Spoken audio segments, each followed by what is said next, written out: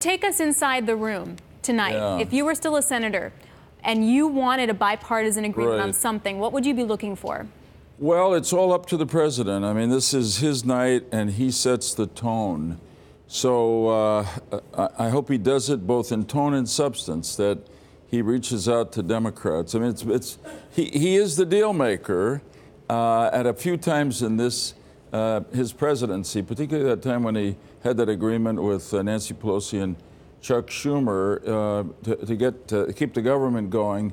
It was not only good for the government, his popularity went up too. I think that's what a whole group of people in the middle, who we in No Labels represent, want to have happen. So it's up to him. So when he talks about tough issues like immigration, I hope he'll be open to Democrats sitting down at the table and negotiating. You can't get anything done. Well, but he offered. He did. said, look, give me $25 billion and I'll give you 1.8 immigrants.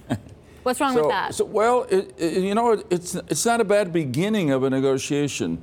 I don't know that that's where he'll get enough Democratic support to get something done, but that's the nature of Washington. If you go for 100% of what you want, you usually end up with 0%.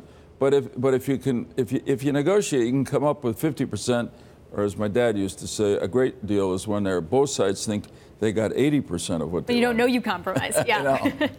So look, on some issues like infrastructure, there is an inherent bipartisan support base. Yeah. And he's just got to draw it out with a good proposal. Make the Democrats feel involved.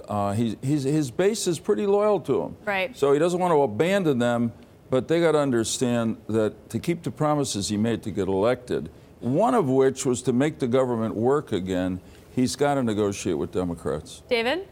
So, Senator, exactly, to keep the promises he made to get elected, that's one of my questions. You've been a successful politician. You've run for public office. To what extent has the president actually put himself in a corner, that he really can't reach out on a lot of things from a bipartisan point of view because he's really made pledges to his base that it's hard to climb down off of? Well, I hope not. I mean, I think he's got a very supportive, understanding base. Like, remember that hilarious line last year, I guess, maybe during the campaign, when he said he could go out on Fifth Avenue or wherever it was and shoot somebody and his base would still stand with him.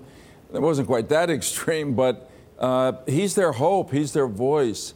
And he's got the strength with them to say to them, look, to get something done here on immigration, infrastructure, the economy, things you care about, I care about, I had a compromise. But we're making real progress, aren't we? I think he's got power there that he can use, and that will determine, frankly, whether he's a great president or not.